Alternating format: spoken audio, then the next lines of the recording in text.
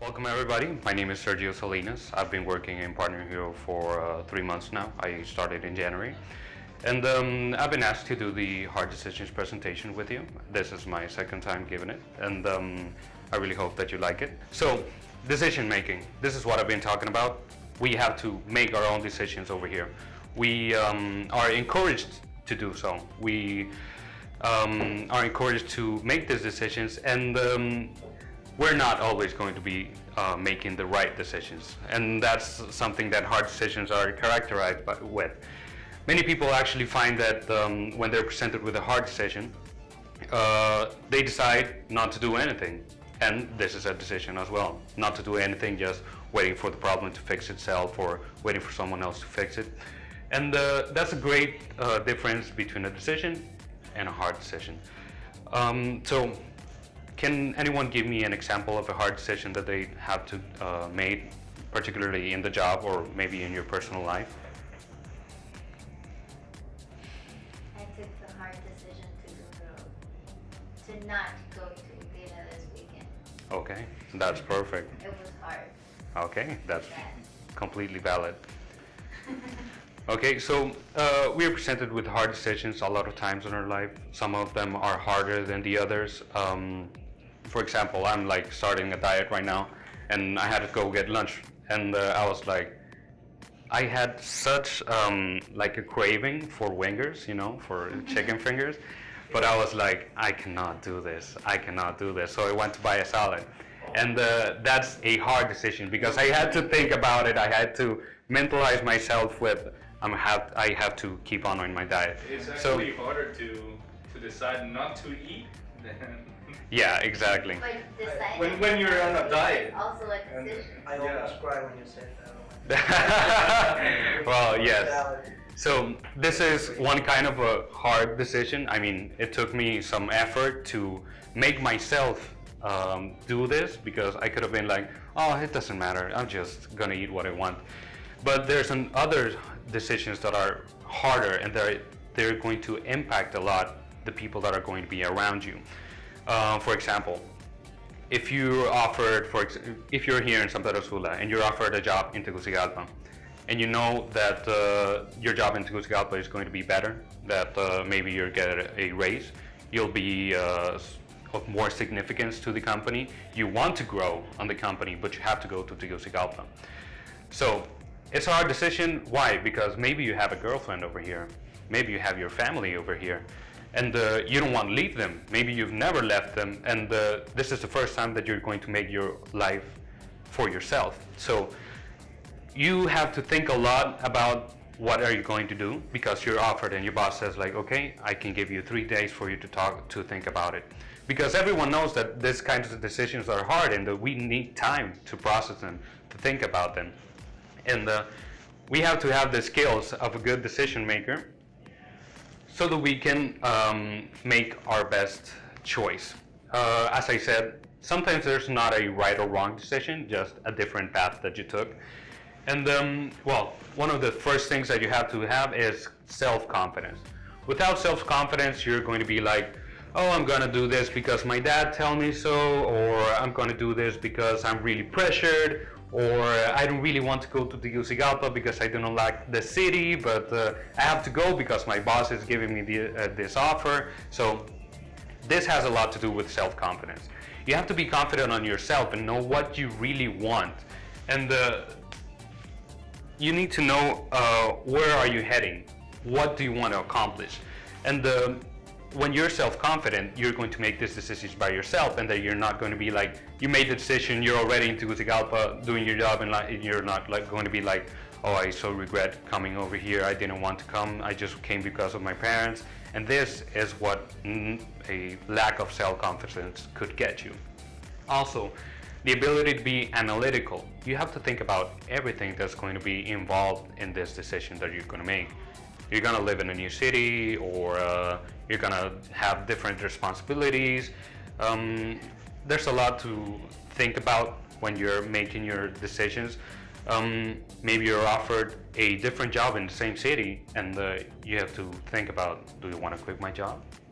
Do you want to stay in my current job, and even though I will not get any kind of promotion or something, and should I go to the other place?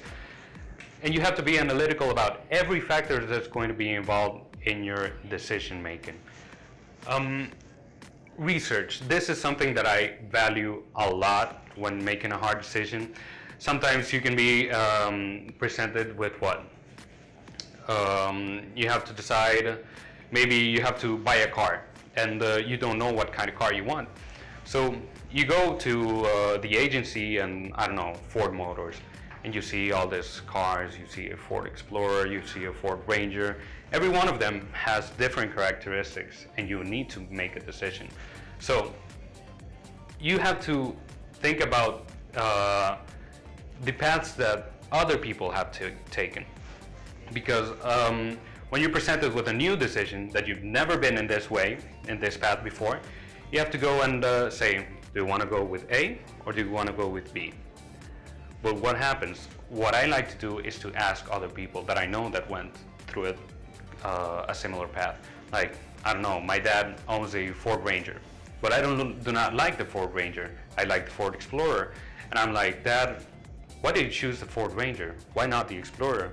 Why did you make that decision? Do you like your decision? What would you recommend?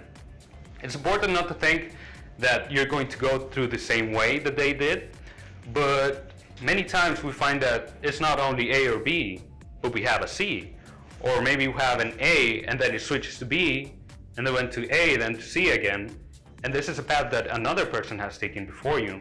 And if you hadn't asked and you'd been making this decision by your own, you'd be like, you'd go through the same path and maybe you lost something. You lost a shortcut. You lost something really valuable that could have been done by just asking, by just researching about what you want to do. Asking experienced people. I like to think that all elderly people have a lot of experience, and mostly all of us know this, but we are kind of afraid or not wanting to ask. But they do know a lot of things that we haven't been through, and that they could give us a better insight of what is the path that we are taking. And the ability to manage conflicts. As I said in the first example, if you had a girlfriend over here, you want to marry your girlfriend. You're like, this is the girl of my life, but she's working in San Pedro Sula. I have to go to Tegucigalpa. What am I going to do? This is an internal conflict that's going to be really hard to manage. Why? Because you're thinking about making your life and in two parts, like your family life and your professional life. What should I do? Is there a right way? Not really. It's just what you really want to accomplish. So this kind of conflicts, you don't have to let them to overwhelm you. That's why we always take some time as well, so that we clear our mind and think, okay, so I have to think this straight. I have to know if I prefer to be with her, if there is any chance that I'll come back, if there's any chance that she could go. And maybe if you're overwhelmed with the decision and you don't know what to do, you won't think about every option that you might have. So there's not a scientific process for making a decision. There's not a right way for me to explain how to make a decision. You'll find tons of articles in the internet saying this is the right way to make a hard decision, or to make a hard decision you have to follow these steps. And there's not really a way. Why? Because this is really personal. This is something that it comes from inside of you, and that's going to affect you. So what we have to do when we make a hard decision is just consider everything that's going to change if we go through one path or another. For example, what do you want to achieve? You have your goal, you know your biggest goal, or maybe it's a short-term goal and you just have to make a hard decision to get it. You have your north, so at least you know that you're not gonna go that way. You have to go this way. Okay, so that's a great start, because that way, for example, your biggest dream in life is to be CEO. Okay, so if you're presented with the family or professional work decision, you're like, okay, I'm gonna search professional, but I can make space for family. Maybe something else gonna come up in the future for us, And this way you're going to know that this is a path that you're going to take and not the path backwards.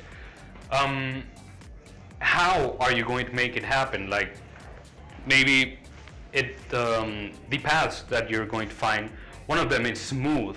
Like, it's like the road from here to Tegucigalpa. It has just a few holes in the road, but there's not much. Everyone has gone through there. Everyone has gone through that decision, and everyone has taken that path. And there's the other road that's rocky, that's full of rocks, that's full of dirt, it's full of mud, it's raining, there's monsters, there's everything, and no one wants to go that way. So,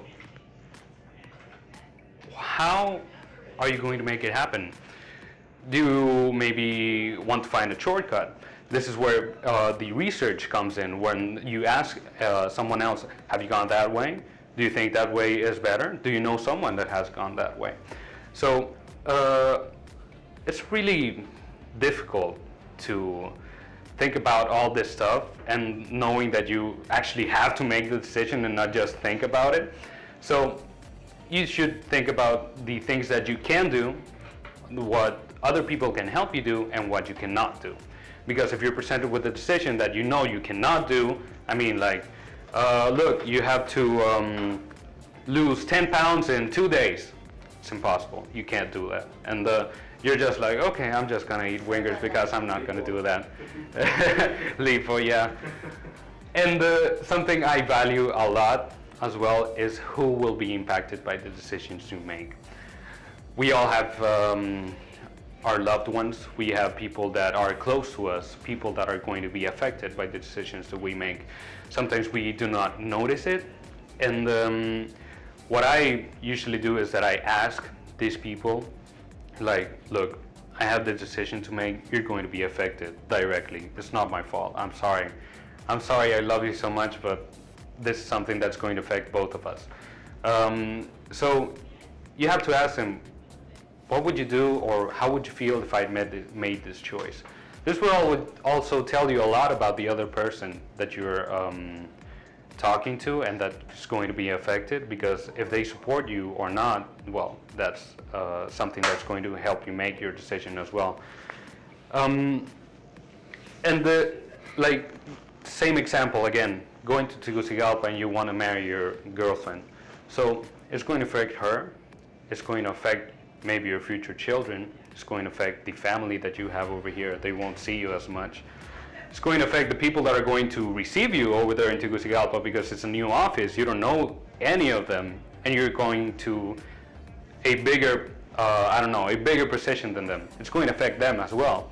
It's going to affect a lot of people, and you are the one that's going to make the decision. So you have to consider a lot of factors for making your decision the best decision that you can make. To help me out, I have a little video. This guy is Brendon Burchard.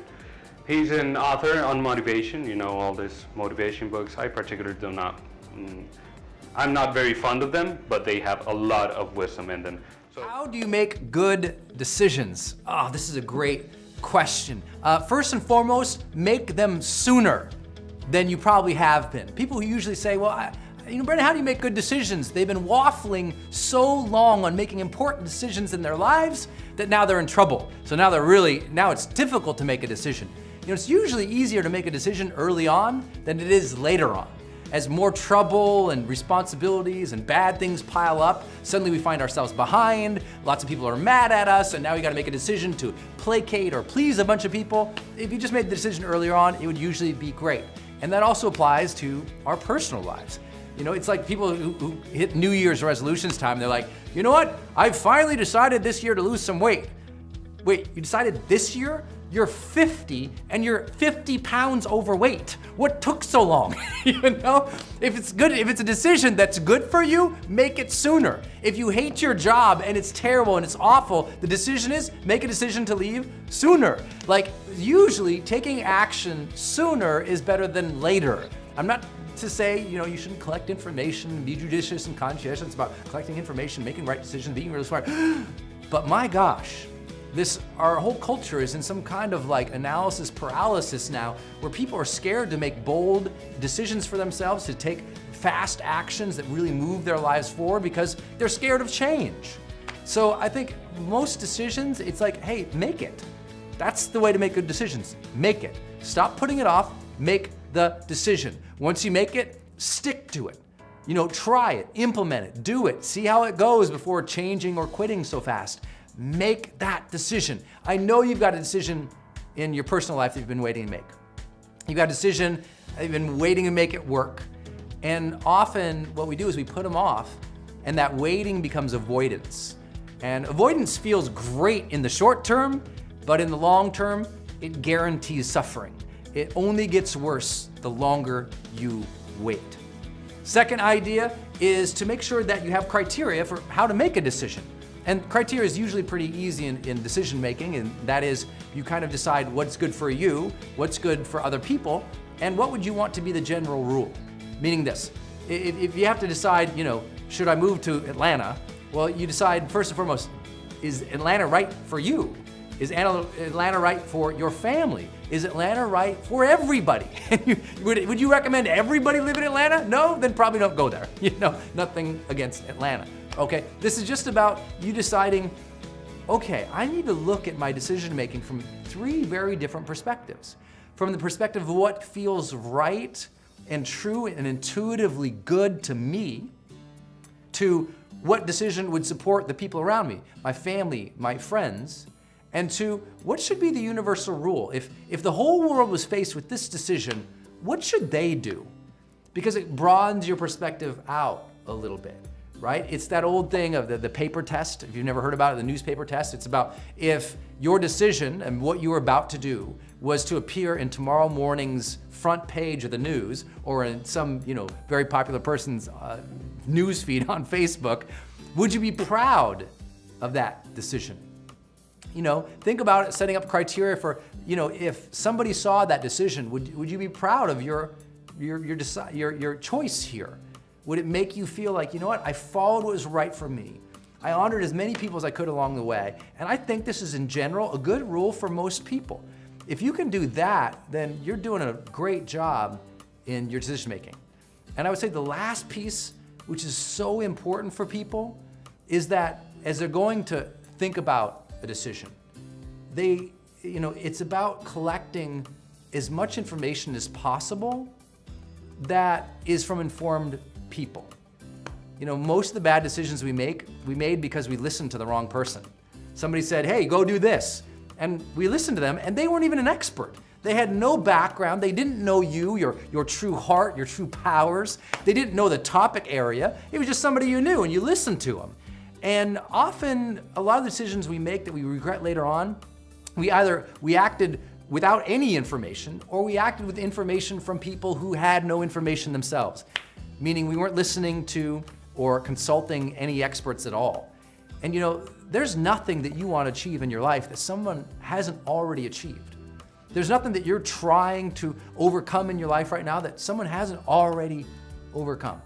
And if you can believe that, then that says, A, you have humility and that you're aware of the fact that there's been 7 billion people on the planet here and currently, and that we've got thousands and thousands of years of collected human history. Someone's gone through what you're going through. Someone's tried to achieve what you're trying to achieve. And because that's already happened, there's a roadmap for dealing with this. So before you make your decision, make sure you go out and do some research. What have other informed, happy, joyous, smart, accomplished people done in that area? What did they choose? When faced with the same fork in the road, which way did they go? And it's not about just following the herd or following what everyone else did, but at least it's having perspective. Because maybe they found a third way. You think you have a choice that's A or B? Maybe there's a C. Right down the middle is the right way. Often when we make bad decisions, it's because we forced a false choice. We thought we had to take A or B, but we didn't realize there was actually A, B, C, D, E, and F. And had we known there were other choices, we would have made a better choice. But because we didn't do our research and we were just acting from intuition, we made a bad call. So as much as my first takeaway is make the decision, my last one is make the decision after at least you've done some intelligent research.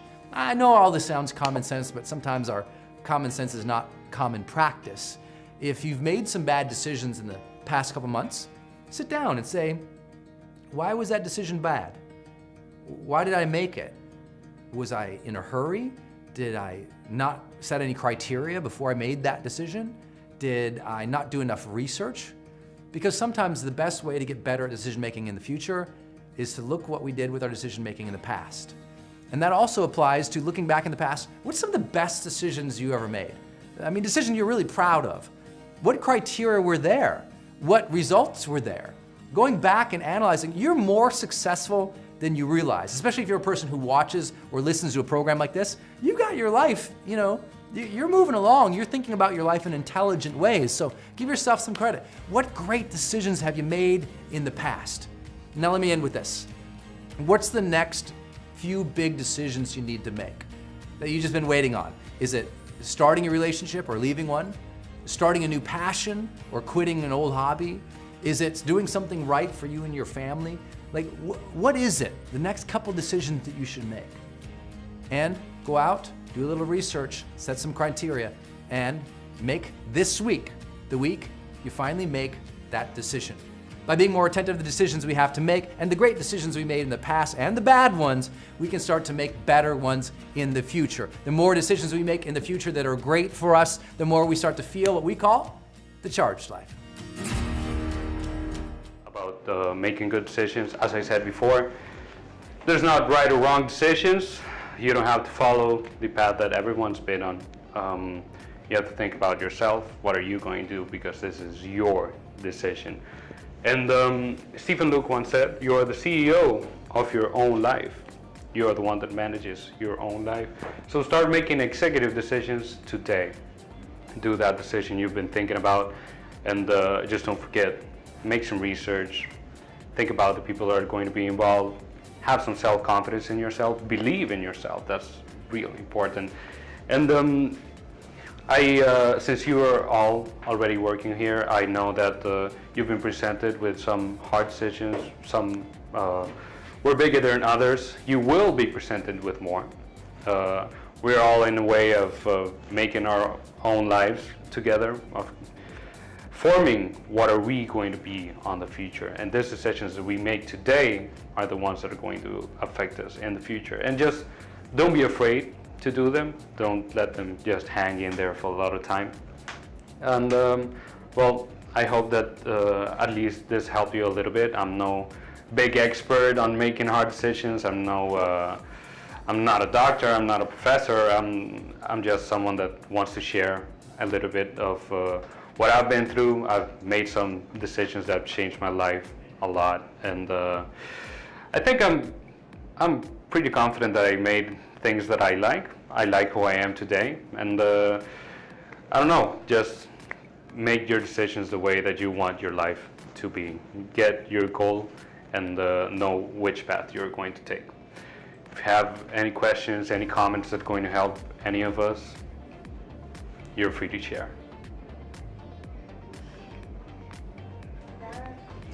I have questions before the video, but now. Okay, that's great. Well, one of the most thoughtful things I do when I take a hard decision is see what I need. I need to think what I need. I need to view what I need in order to go for it. That's when I get into the position of doing it or not. That's great. Yeah, you just have your goal, what you really need, and what you want as well, what you want to achieve. Okay, so thank you very much for your attention, and I hope this helped you at least a little bit on your life. Thank you. You're welcome.